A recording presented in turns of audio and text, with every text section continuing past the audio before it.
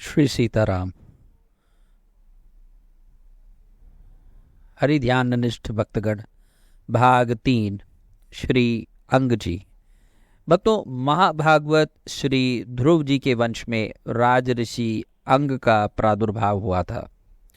जैसा कि आप सोच सकते हैं कि अंग जी एक राजा भी हुए और वे एक फिर ऋषि भी हुए, इसलिए उनका नाम राज ऋषि रखा गया, राज ऋषि अंग जी। जैसे कि विश्वामित्र राजा भी हुए और ऋषि भी हुए, इसलिए उनका नाम राज ऋषि पड़ा। ठीक इसी तरह अंग जी भी राज ऋषि। राज ऋषि अंग जी के पिता का नाम था उल्मुख और माता का नाम था पुष्करणी। उन्होंने बहुत ही तपस्या के बाद अंग जैसा पुत्र प्राप्त किया था। शील, स्वभाव, साधुता, ब्रह्मण्यता आदि सद्गुणों में अंग जी बाल्यावस्था से ही परिपूर्ण थे। एक बार राज ऋषि अंग ने अश्वमेध यज्ञ का अनुष्ठान किया। उसमें वेदवादी ब्राह्मणों के आह्वान करने पर देवता लोग अपना भाग लेने नहीं आए।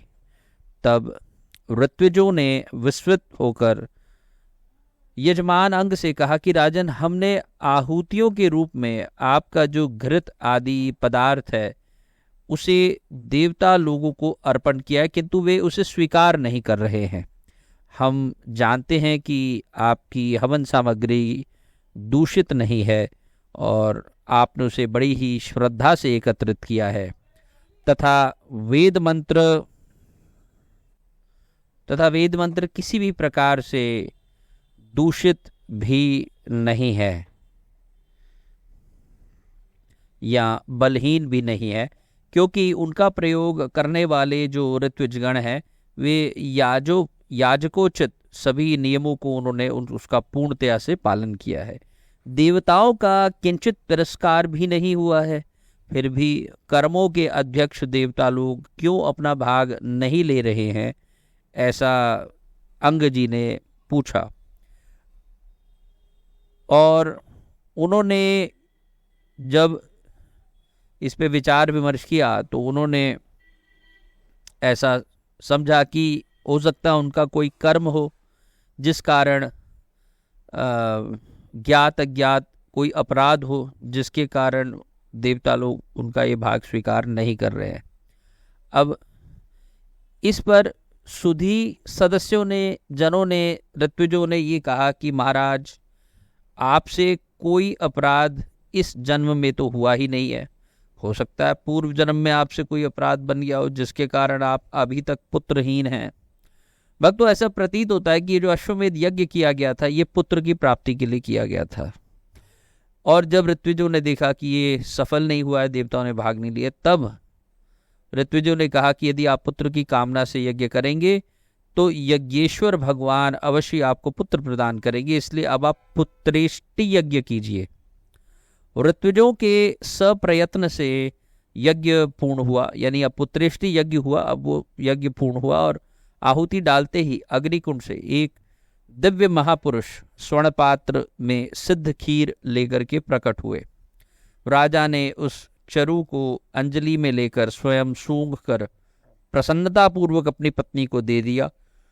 रानी ने वह पुत्र प्रदायिनी खीर खाकर गर्भ धारण किया और यथा समय एक पुत्र को उन्होंने जन्म दिया। उस पुत्र का नाम था बेन। राजा अंग की पत्नी मृत्यु की कन्या थी और इसका नाम था सुनीता। अब जो बालक पैदा हुआ उसमें माता के द्वारा अपने नाना के गुण थे, यानी मृत्यु के गुण थे, और प्रजा उससे ऐसी संत्रस्त हो गई कि वह जिधर भी जाता तो लोग चिल्ला पड़ते कि बेन आ गया, बेन आ गया। उसकी ऐसी दुष्ट प्रकृति को देखकर अंग ने उसे बहुत प्रकार से समझाया, सुमार्ग पर ले जाने की चेष्टा की, परंतु फिर भी वह सफल नहीं हुए। इससे उन्हें बहुत ही दुख हुआ। वे मनी मन सोचने लगे कि जिन गृहस्थों के पुत्र नहीं हैं उन्होंने अवश्य ही श्री हरि की आराधना की होगी। इसी से उन्हें कपूत की करतूतों से होने वाला असह्य कलेश सहन नहीं करना पड़ा। जो कि वो सहन कर रहे हैं, जिससे सब प्रकार के अनर्थों की प्राप्ति होती है, ऐसी नाम मात्र की संतान के लिए कौन समझदार ललचाएगा। वह तो आत्मा के लिए एक प्रकार का मोहमय बंधन ही है। पुनः श्री अंग जी के मन में यह विचार आया कि मैं तो सपूत की अपेक्षा कपूत को ही अच्छा समझता हूँ, क्योंकि सपूत को छोड़ने में बहुत क्लेश होता है, परंतु कपूत तो घर को नरक ही बना देता है। अरे उसे सहज ही उसे छुटकारा मिल जाए ऐसा मन करता है और घर अपने आप ही छूट जाता है। इस प्रकार सोचते सोचते राजा अंग का चित्त संसार से विरक्त हो गया। वो रात्रि में घर से निकल गए और प्रजाजन, पुरोहित, मंत्री, सुहृद वर्ग उन्हें खोजने के लिए दूर दूर गए। उन्होंने बहुत प्रयत्न किया, किंतु उन्हें वे वैसे नहीं पा सके जैसे कुयोगी पुरुष सर्व गुहाशाही भगवान को नहीं खोज पाते। श्री राम रसिकावली में महाराज रघुराज सिंह जी आपके विषय में लिखते हैं कि कानन जाई भजियो यदुराई, माया और डीठी नहीं आई। वन में करही साधु की सेवा, साधु छोड़ मान ही नहीं देवा। कौ एक साधु कहो नृप पाही, कुटी देहु मेरे घर नाही। कुटी सहित सर्वस दे राख है, पुनीता की सेवा अभिलाख है।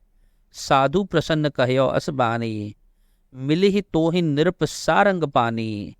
भूपति कहो न अस मोहित आशा, तो ही तजी चहो ना रमा निवासा।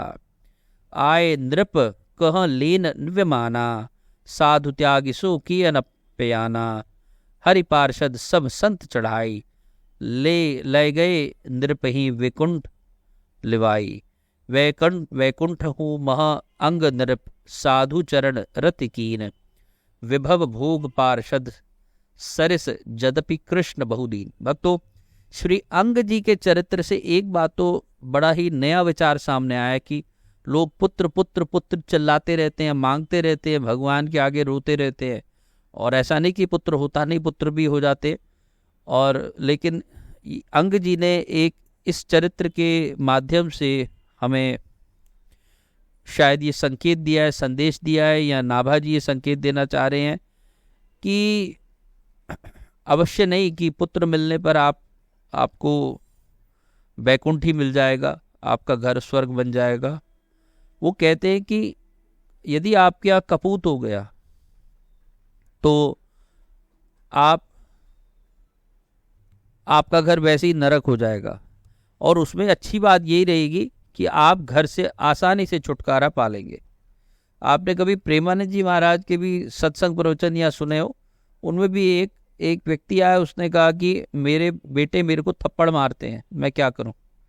तो उन्होंने कहा कि अच्छा बात है, घर संसार से मोह छूट गया, अब भगवान का भजन करो। भक्तों, कभी कभी संसार का कलेश जो हमें लगता है कि कलेश है, वो भक्ति मार्ग में गति करने के लिए, प्रोग्रेस करने के लिए बहुत ही फायदेमंद होता है, क्योंकि इससे संसार से एक विरक्ति हो जाती है, और संसार से विरक्ति होने का सीधा अर्थ है कि भगवान के प्रति सन्मुखता आ जाती है। इसी के साथ ही अंग जी को मैं प्रणाम करता हूं। वैराग्यपूर्ण चरित्र, ज्ञान के चक्षु खोल देने वाला चरित्र। आगे चल के अगले भाग में अब हम श्री मुचुकुंद जी का चरित्र श्रवण करेंगे। यहीं से अंग जी को प्रणाम। अंग जी का नाम श्री हरि ध्याननिष्ठ भक्तगणों में आया और अवश्य ही भगवत ध्यान में परिणत हुए, और इनको प्रणाम करता हुआ मैं वाणी को विश्राम दूंगा। जय जय श्री सीताराम, जय जय श्री सीताराम।